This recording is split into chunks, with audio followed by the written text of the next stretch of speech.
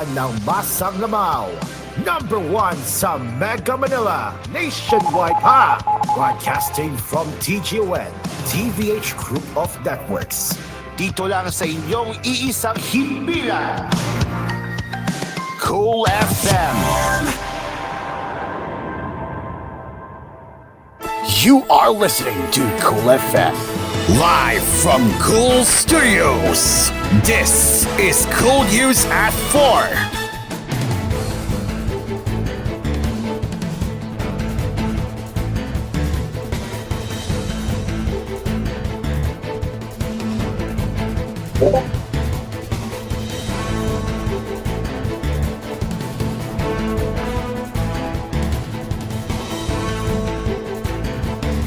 Good afternoon, and welcome to koolNews at 4.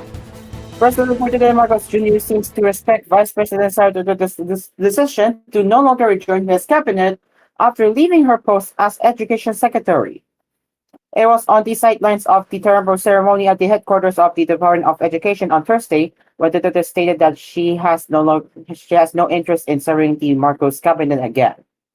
And that's her decision. Marcos responded to reporters asking in a chance interview in Apayao what he thought about Duterte's remarks.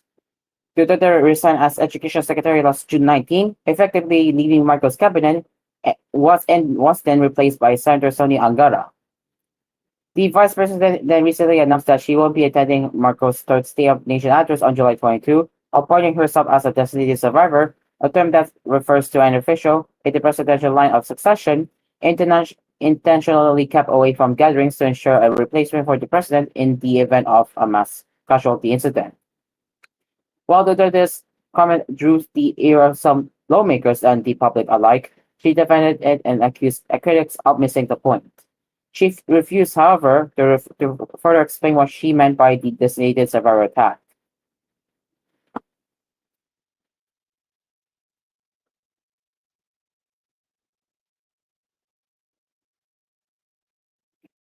A magnitude 5 earthquake struck the waters of Sultan Kudarat, the state seismology bureau said on Friday.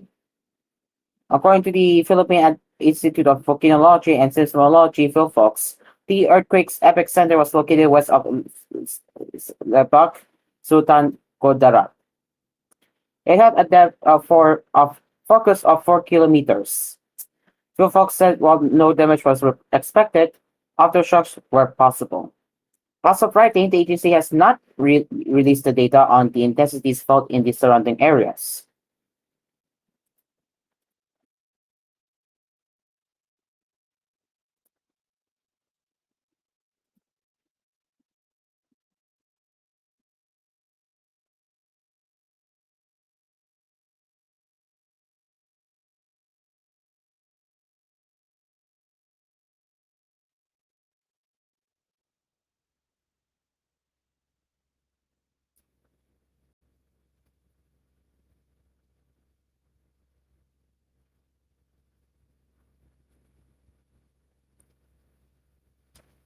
Three suspected sex offenders were arrested in Tarlac province during manhunt operations on Wednesday. The Tarlac Provincial Police said in a statement Friday that one of the detainees was a 23-year-old male facing charges of sexual assault. Tarlac City Family Court Branch 11 Judge Jefferson Toribio issued the arrest warrant against the suspect with a recommended bail of 200,000 pesos. Also in Tarlac City, policemen arrested a 53-year-old man after the same court issued a warrant against him for the crimes of rape and acts of lasciviousness. A bail of 400,000 pesos was recommended for the suspect's temporary liberty. The third suspect, a 48-year-old man, was also arrested in Tarlac City by policemen armed with a warrant for 2 counts of acts of lasciviousness. George Toribio also issued a warrant against the suspect with a recommended bail of 400,000 pesos. The 3 suspected sex offenders were detained and will be presented to the court.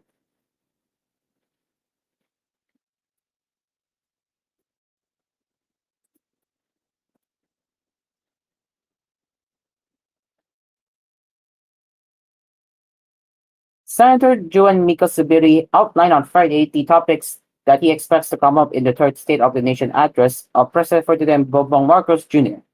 According to Subiri, among the topics that he would like to hear from the president's speech are the administration's moves against inflation and actions to reduce food prices.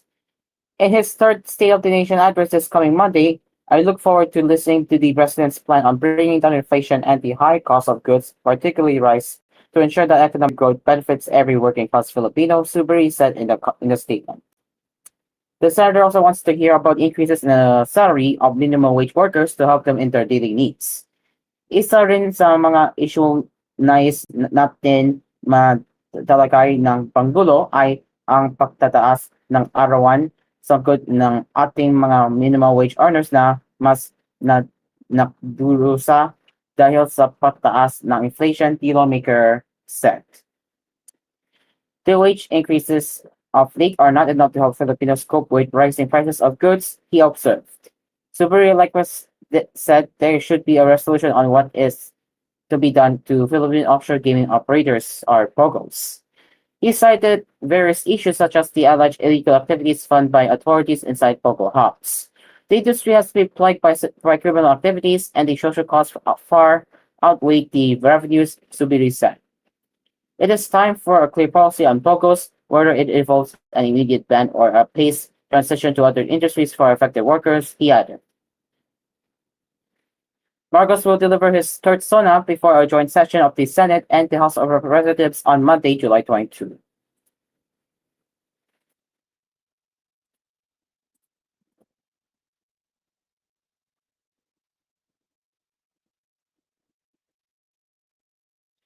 A gun ban in Metro Manila will be enforced starting Saturday in preparation for the third State of the Nation address SONA of President Ferdinand Bongbong R. Marcos Jr. on Monday. Our GPNP, Police National Police, canceled the effectivity of the permit to carry for 3 days, said Metro Manila Police Chief Jose Malicio Nartate Jr. in an unabashed interview on Friday at Quezon City Police District headquarters during the send-off ceremony of security personnel for the upcoming SONA.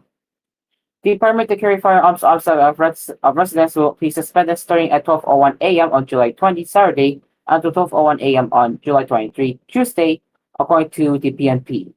There will also be a no-fly zone in the House of Representatives where Marcos SONA will be held. The president usually delivers the SONA annually, usually every last Monday of July, to report the government's achievements under his or her administration, unveil its agenda, and ask Congress to pass priority measures. Former President Rodrigo Duterte supporters, progressive groups, and pro-government demonstrators are also expected to conduct a rally during Marcos SONA.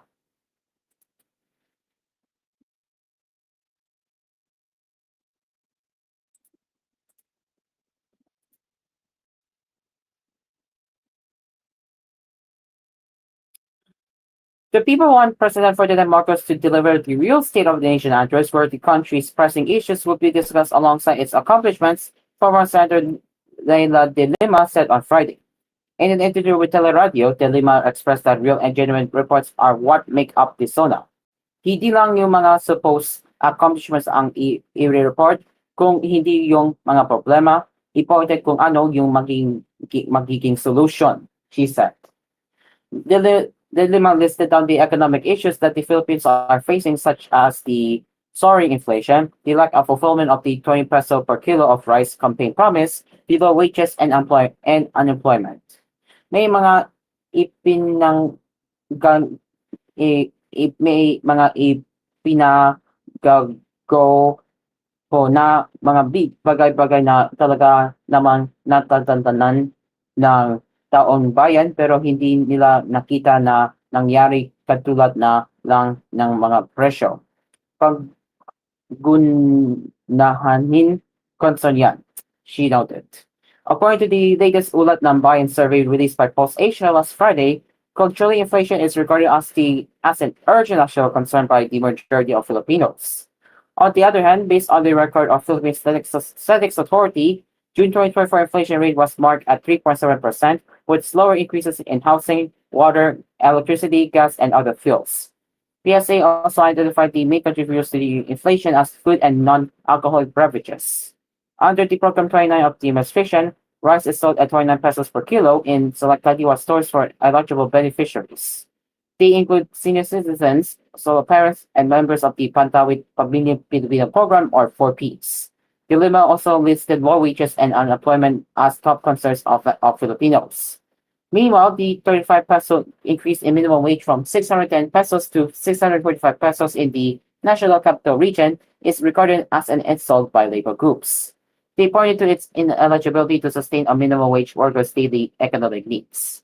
The Philippine Statistics Authority reported where there were 2.11 million jobless Filipinos in May, slightly higher than the record of 2.01 million jobless Filipinos in April.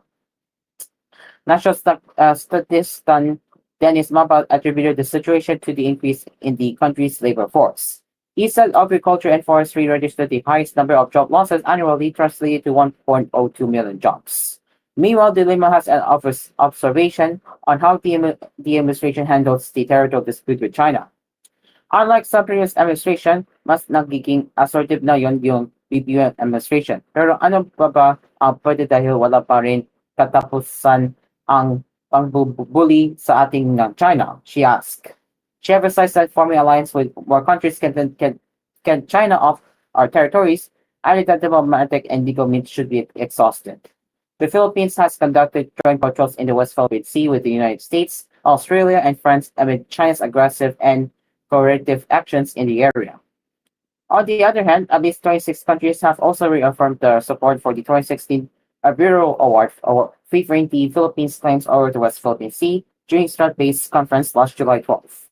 The Lima also backed former Supreme Court Associate Justice Antonio Carpio's recommendation on the filing of another case in the Permanent Court of Arbitration. Takot ang China sa legal case kasi alam nila na wala silang kalaban-laban. Alam nila na tayo ang nasa tama, she said.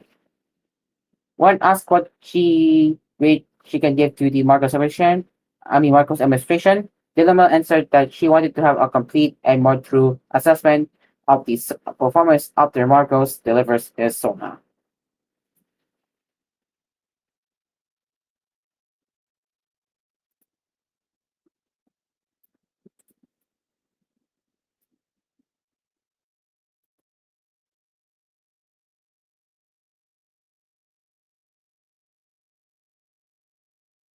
The number of families who felt poor in June 2024 rose by more than 10% from March 2024, the social weather stations said. According to its survey released on Thursday, 58 families said that they were poor, 30% said they were not poor, and 12% said that they were borderline. The latest survey result is an increase from the 46% of families who thought themselves poor in March 2024, the SWS said. In addition, the SWS estimated that the 58% for June 2024 translated to around 60 million families compared to the 12.9 million families in March 2024. The survey also showed that sub-rated poverty in March 2024 rose in all island groups from 33% to 39% in Metro Manila, from 38% to 52% in Luzon, or Luzon outside Metro Manila, from 64% to 67% in the Visayas, and from 56% to 71% in Mindanao. 46% of families also thought themselves poor based on the food they consumed in June 2024, followed by 39% who said they were not food poor, while 15% said they were borderline.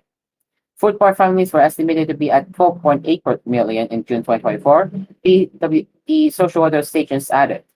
SWS conducted the latest survey from June 23 to July 1st among 1,500 adults, 600 in Luzon, and 300 each in Metro Manila, Visayas, and Mindanao. The SWS added that sampling error margins were marked at positive 2.5% for national percentages, positive 4.0% for Luzon, and positive 5.7% each for Metro Manila, the Visayas, and Mindanao.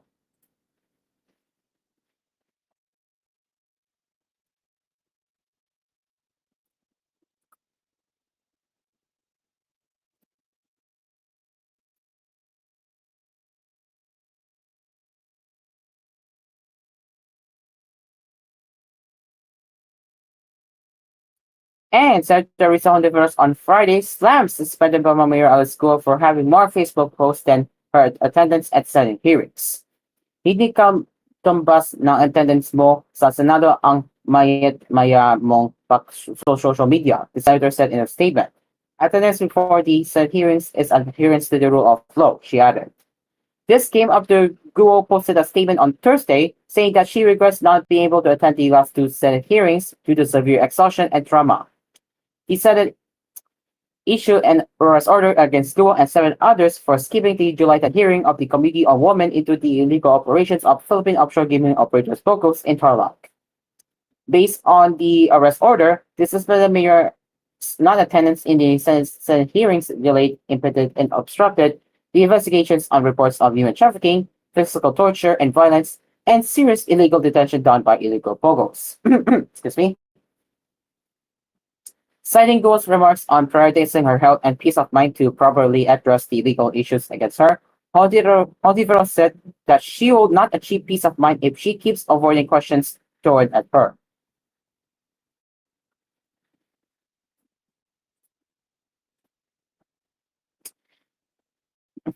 Excuse me.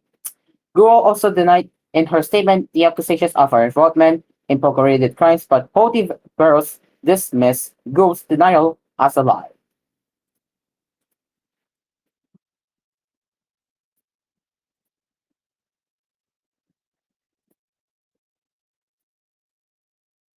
Mayor Alice Go o Go Huaping, mas marami pa kayong post sa Facebook kaysa pag-attend sa Senate hearing. Attendance before the Senate hearings is adherence to the rule of law. So, sadly for you, hindi katumbas ng attendance mo sa Senado ang mayat-maya mong pagso-social media. Paano ka magkakaroon ng peace of mind kung palagi ka nalang iiwas sa mga tanong? Kung nakakalimutan mo, pinapatawag ka dahil nasa gitna ka ng pang-aabuso ng pogo sa mga batas namin na hinayaan mong lumawak dahil sa impluensya mo bilang mayor. Nagsinungaling ka tungkol sa koneksyon mo sa pogo. Nagsinungaling ka tungkol sa pagkatao mo at kada login mo sa Facebook, may bago ka na namang iniimbento. Huwag kayong mag-alala, hindi kami fixated sa'yo. Allergic lang kami sa mga sinungaling. It is now 17 minutes after 7, and we will have more headlines coming up on koolNews at 4, so stick around. We will be right back.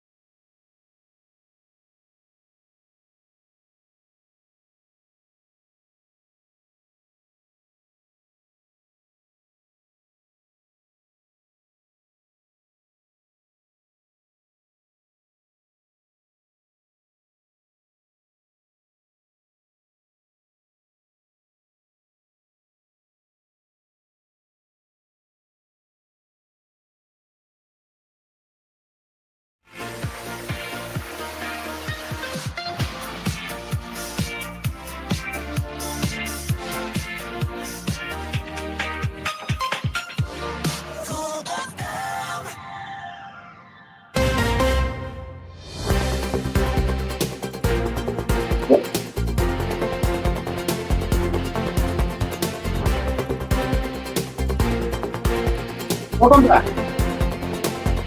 President Bongo R. Marcos Jr. on Friday said he is already fine-tuning his speech as he wants to tackle a lot of issues in his third State of the Nation address on Monday, July 22.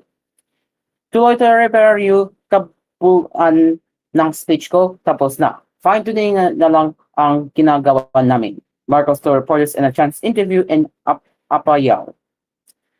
Ayusin naman yan lahat bukas at saka hanggang linggo para maging handa sa SONA sa Lunes, he added.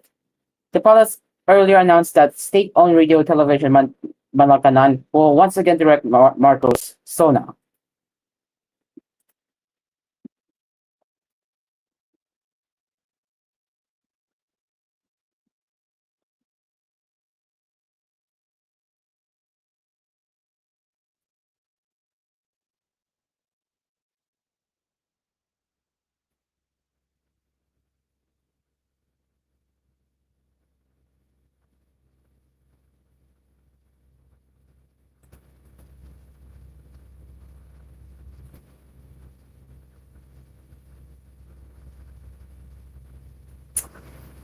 The regional army command in the city has said that its anti-insurgency campaign had achieved significant operational successes in the past 3 months.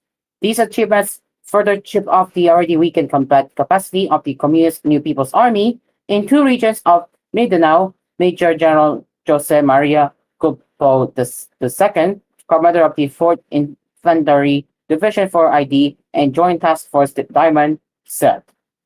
A recent conference showed that for the period April 1 to June 30, government troops were engaged in 17 armed encounters with the guerrillas. 12 of them were members of the NPA's Northeastern Mindanao Regional Committee, NEMRC, and 5 were those of the North Central Mindanao Regional Committee.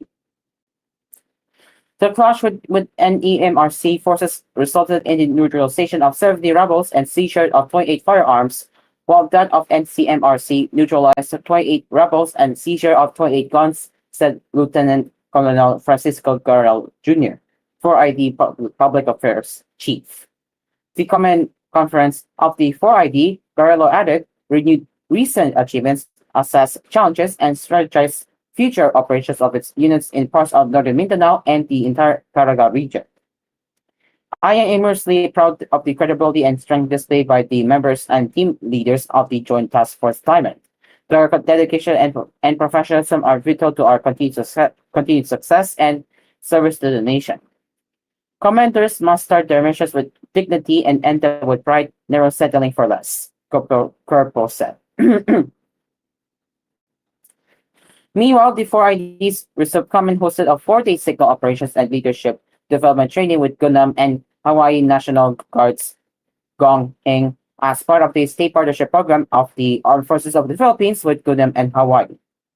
The SBB activities are designed to equip and provide participants with knowledge and skills in personnel management, personal readiness, and humanitarian assistance and disaster response operations to strengthen the country's reserve force. 40 regular and reservist officers and non-commissioned officers from the Philippine Army, Air Force, Navy, and technical and administrative services took part in the training graced by Major General Joel Alejandro Nantak, AFP Deputy Chief of Staff for Reservist and Retiree Affairs. Captain Kuramitsu Iwanaga of the U.S. Army, officer in charge of the Gong training staff, represented the National Guard.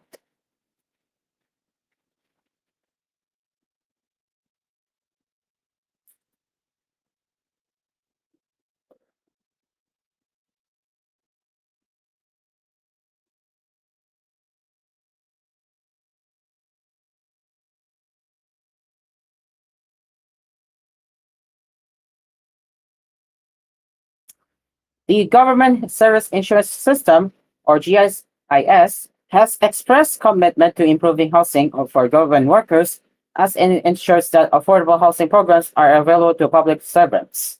In an interview over PTV's Persona Special, GSIS President and General Manager Jose Arnolfo Foloscos explained that they recently launched housing initiative Maghinga Maginhawang Bahay sa Bagong Pilipinas aims to address the housing needs of government employees as directed by President Ferdinand R. Marcos Jr.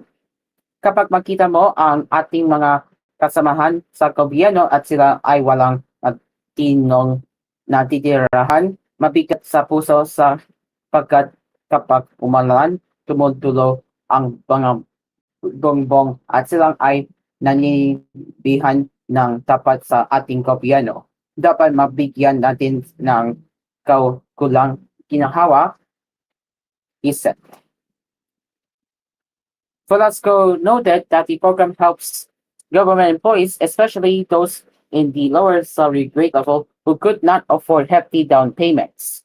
The Maginhawang Bahay sa Bogo Pilipinas program features a rent-to-own scheme with no down payment, allowing monthly payments that can be extended up to 25 years.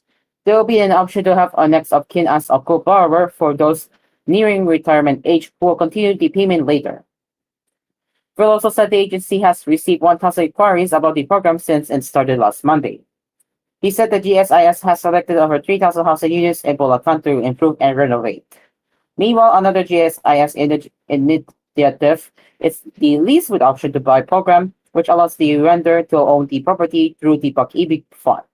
The program, Phil also said, is open to those working in the private sector and the government and has already benefited more than 2,500 individuals.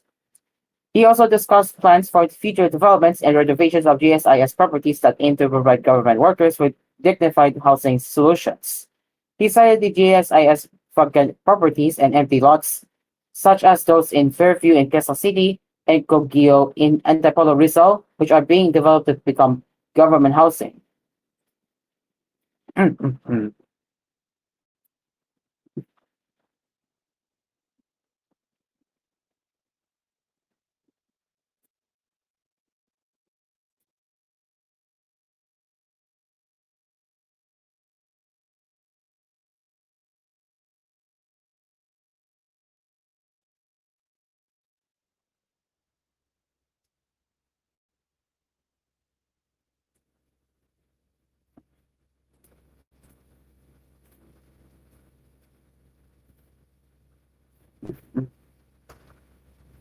And the and the Professional Regulation Commission (PRC) said that 8 out of 26 examinees passed the veterinarian's special professional licensure examination. According to the PRC, the examinations were held in Abu Dhabi and Dubai in the United Arab Emirates and Singapore from June 16 to 18, 2024. The examinations were administered by Dr. Thomas Agorda, Dr. Agnes Bailon, and Dr. Claro Mingala, members of the Board of Veterinary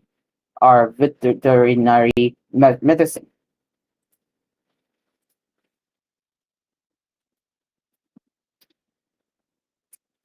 And now moving to business headlines, starting with the breaking headline.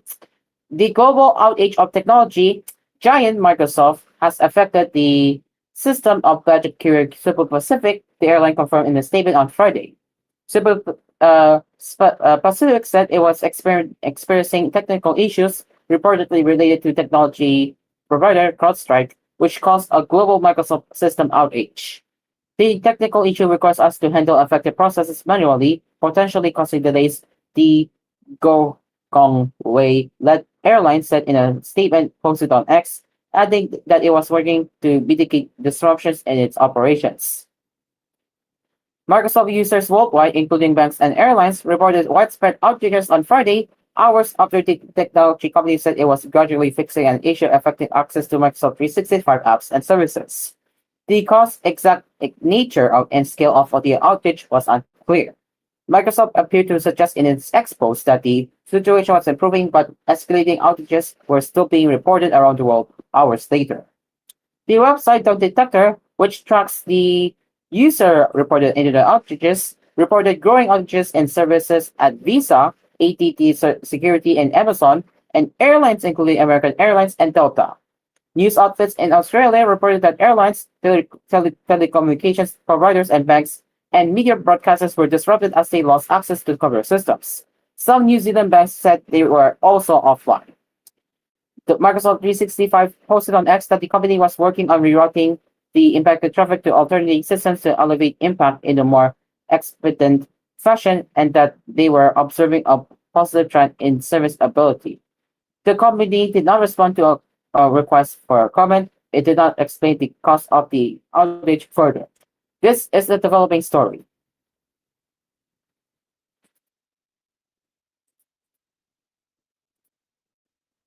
The country's balance of payment, I'm sorry, the country's balance of payments position recorded a lower deficit in June this year, the Bangko Sentral ng Pilipinas said. Data released by the BSP on Friday showed that the BOP in June posted a deficit of 155 million US dollars, down from the 606 million US dollars deficit in June 2023. The BOP deficit in June 2024 reflected outflows arising mainly from the national government's NG payments of its foreign currency debt obligations, the BSP said. The BOP is a summary of the economic transactions of the country with the rest of the world for a specific period. The overall position can be in surplus, deficit, or balance. For the first half of the year, the BSP supplementary data showed that the BOP position registered a surplus of 1.4 billion US dollars, lower than the 2.3 billion US dollars surplus recorded in January to June 2023. The BSP said the cumulative BOP surplus reflected mainly the narrowing trade in goods deficit alongside the continued net inflows from personal remittance, trade in services, net foreign direct investments, net foreign borrowings for the NG, and net foreign portfolio investments. Recent data from the Philippine Statistics Authority, the trade deficit for January to May 2024 reached 20.6 billion US dollars, down from the 23.7 billion US dollars deficit posted in January to May 2023. The BSP meanwhile said the gross international reserves (GIR) level increased to 105.2 billion US dollars as of end June 2024 from 105 billion US dollars as of end May 2024. The latest GIR level represents a more than adequate external liquidity buffer equivalent to 7.7 months worth of imports of goods and payments of services and primary income, the BSP said. It is also about 6 times the country's short-term external debt based on the original maturity and 3.8 times based on residential maturity.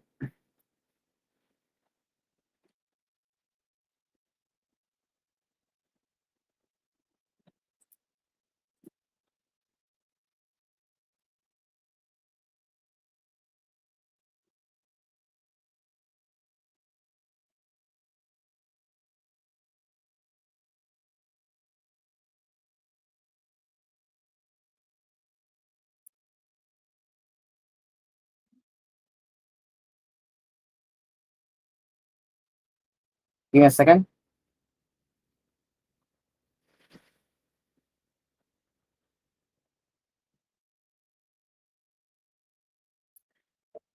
And the European Central Bank is keeping options wide open for September, President Christine Lagarde said after holding interest rates steady Thursday in the wait for more evidence that inflation was on the right track.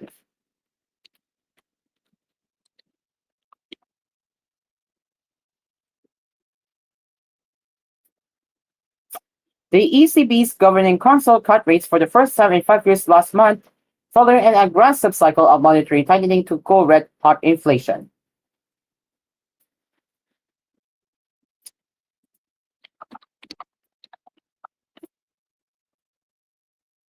But as expected, the Frankfurt institution took a breather Thursday and held the benchmark deposit rate at 3.75% as the disinflationary path remains bumpy. The ECB will keep rates sufficiently restrictive for as long as necessary to ensure inflation remains on track to return to the 2% target, Lagarde told reporters. She repeated the policymakers would make decisions based on a data-dependent and meeting-by-meeting approach. Many observers expect the ECB to cut again in September when the bank will be armed with new growth and inflation forecasts. But Lagarde stayed quiet on the subject, saying there was no predetermined rate path. So the question of September and what we do in September is wide open and will be determined on the basis of all the data that we will be receiving, she said. The ECB will receive a lot of information between now and September, Lagarde said, adding that it would be a busy summer.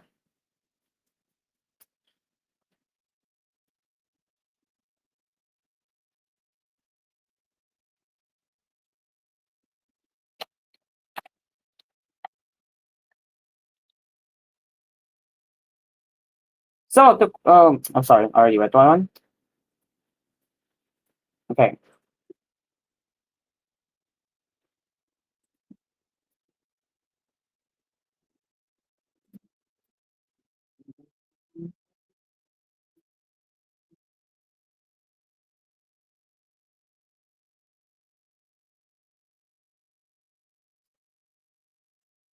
And now back to national headlines, and this will be one headline, and then we will have to ad break. The Department of Justice (DOJ) is optimistic that the simplified visa processing for cruise visitors, crafted by the Bureau of Immigration (BI), will boost tourism in the country. In a statement Friday, Justice Secretary Jesus Crispin Ramula said the cruise visa waiver program will definitely be a key factor in boosting the country's tourism economy. The cruise visa waiver program seeks to provide cruise ship tourists an accessible, secure, and efficient entry process to the Philippines and was implemented by virtue of Immigration Memorandum Circular number 2024-201, which was approved by Remula on March 14, 2024. In collaboration with the BI and the Department of Tourism, the program was successfully launched at the Tourism Infrastructure and Enterprise Authority in Pasay City last July 16. The justice system is never a hindrance for progress and should always be made accessible and at times flexible to promote economic growth.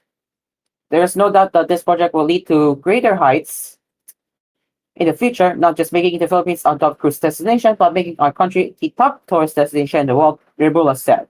We are inviting our friends across the globe to come visit the Philippines and see for themselves the wonders of our nature, people, and culture, then tell the whole world about it.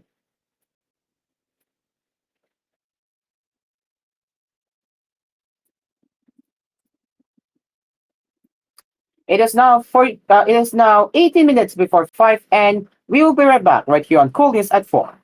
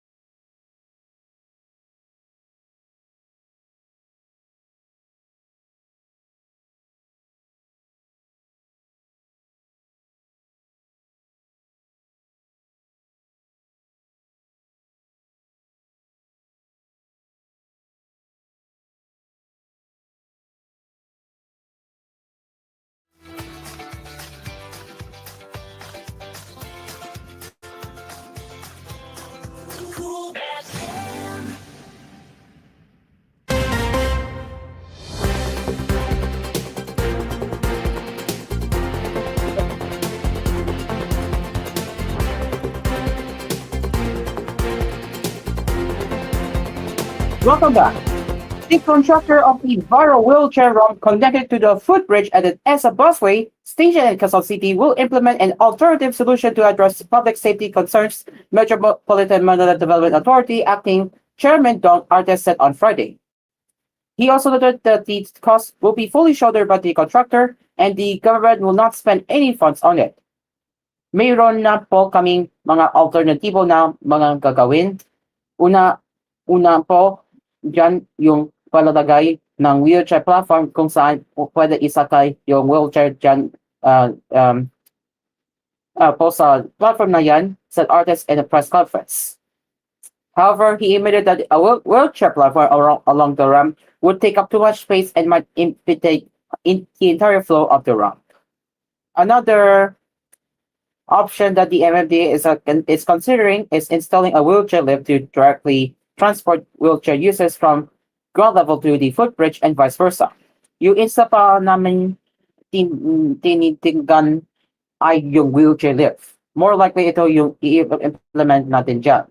From the footbridge, isasakay po yung naka-wheelchair at ibababa na po siya dun sa ground level, said Artes. When asked how long it would take for these to be operational, Artists said they might be ready in a month. The viral wheelchair ramp drew criticism from netizens as it's deemed too deep, or as I should say, too steep and dangerous for persons with disabilities. The MMDA said in a statement on Thursday that it would deploy personnel to assist the PWDs who will have difficulty using the ramp.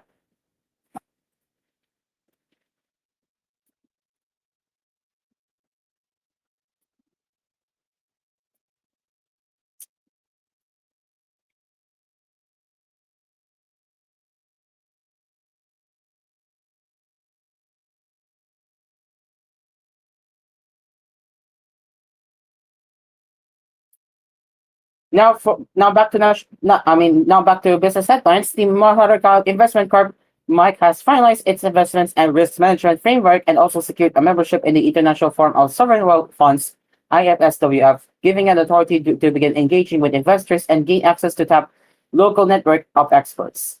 In a statement on Friday, the Department of Finance (DOF) said the framework was approved during the 12th Mike board meeting presided by Finance Secretary and Mike Chairperson Ralph Recto on July 18, 2024. The Investment and Risk Management (INRM) framework outlines the detailed policies, strategies, and risk management processes that will guide Mike's investment decision-making and portfolio management approach for 2024 to 2028. The framework is a prerequisite for the Mike before proceeding with its investments. The DOF said that during the meeting, the Mike also approved the Mike Board Protocol, which covers the procedures for conducting Board of the Directors meetings in accordance with Republic Act 11954, its revised implementing rules and regulations, and general principles of good corporate governance. The DOF meanwhile said the Mike's current membership in the IFSWF grants the Philippines access to a range of privileges such as international recognition, networking, and peer learning opportunities. The IFSWF is an international organization setting governance standards for sovereign wealth funds around the world. The acceptance of the Mike's application on July 11, 2024 was based on its willingness to endorse on a voluntary basis the San Diego principles which pertain to the generally accepted principles and practices to ensure the effective operations of sovereign wealth funds globally, the DOF said. President and CEO Rafael Jos Consing Jr. said that with the membership, the Mike is entitled to participate in the IFSWF annual general meeting to be held in Oman, Muscat from November 3 to 6, 2024. The meeting will engage IFSWF members and financial leaders around the world in private networking solutions to discuss key global topics impacting investors.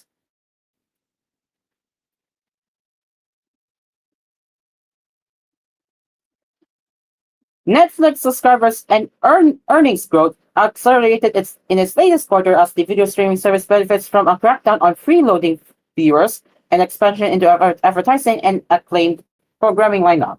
The results announced Thursday painted a portrait of companies still gathering momentum after a jarring decrease in subscribers during the first half of 2022 prompted a change in direction. Netflix added 8 million subscribers during the April to June period, marking the 37% increase over the same time last year.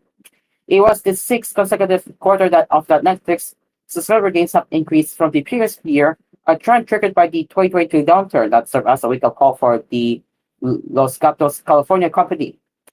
And Netflix is still financially thriving. The company's profit in its latest quarter rose 44% from last year to $2.15 billion or $4.88 per share, a figure that exceeded the estimates of analysts polled by FactSet Research.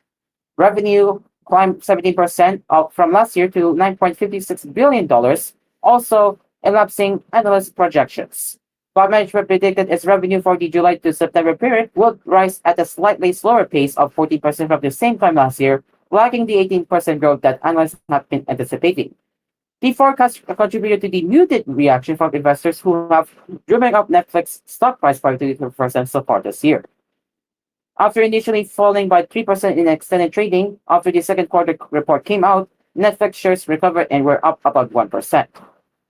Given that the competition in video streaming seems to be ramping up again, investing.com analyst Thomas Taylor called the lowering of guidance an intelligent strategy for keeping excitement put amid sky-high expectations. As part of a shakeup that began in mid-2022, Netflix has been blocking the previous widespread practice of sharing subscriber passwords with friends and family living in other households. It also introduced commercials for the first time as part of a low-price version of the service, which, keep that in mind, is not yet here in the Philippines. Since those moves began rolling out 2 years ago, Netflix has picked up nearly 55 million more paying customers, pushing its worldwide subscriber count nearly 278 million through June. But Netflix is bracing for the gains from the password sharing crackdown to taper off, prompting the company to sharpen its focus on selling more ads for its low-price option, which the company said ended June with a 34% increase in total subscribers from March. It didn't detail precisely how many of its worldwide subscribers have chosen to watch ads for the cheaper price. Despite the widening audience for commercials, Netflix said it doesn't expect advertising to be a major source of revenue growth until 2026 at the earliest. Ads are going to be a bigger piece of the puzzle, but it won't be in 2024 or 2025, Spencer Newman, Netflix chief financial officer, told analysts during a conference call Thursday. As part of its effort to train investors to pay more attention to its financial growth and foray into advertising, Netflix in April disclosed it will stop providing quarterly subscriber updates beginning next year. The profit push also has made Netflix more judicious in its spending, resulting in fewer movies and TV series than the service has been making during most of the past decade. But the programming coming out of its pipeline is pleasing viewers and winning high rates, as demonstrated by the industry-leading 107 Emmy nominations Netflix received Wednesday. Our goal and our mission is we have to spend the next $1 billion on programming better than anyone else in the world, Netflix co-CEO Ted Sarandos said during the conference call. Netflix strategic shift has resulted in more marquee events streamed live, such as a recent roast of retired football star Tom Brady, a hot dog eating showdown featuring Rion Gilton, Joey Chestnut, and 2 National Football League games on Christmas Day. Live shows that pull in large audience make it easier for Netflix to sell advertising and ironically take us back to television roots, Forrester research analyst Mike Pollack said.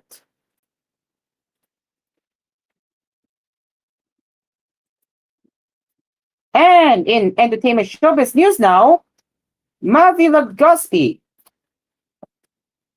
won fans and celebrities alike after he shared his newly purchased BMW car, which is already his second luxury vehicle. The 22-year-old actor gave a glance of his car from where he bought it, and after it was customized as seen on his Instagram page on Wednesday, July 17. It all starts with a dream, he said in the caption. Among those who complimented Legaspi's vehicle via the comment sections were the fellow actors Iko Melendez, Dominic Okoha, Kay Abad, Noko Roxino, and E.A. Guzman. So happy for you, Inanak. You deserve it. Mabig kang bata kaya blessed ka, Melendez said. And Yep, that will be it for Cool News at 4. As always, if you have any news tip or feedback you want to send us, you can email it to tvh.philippines.news@gmail.com. And we will be back with more headlines later with Cool News at 6 and Cool News Prime Time and as an hour-long newscast at 9 before my tulugan. Until then, I am Asphere. Good afternoon.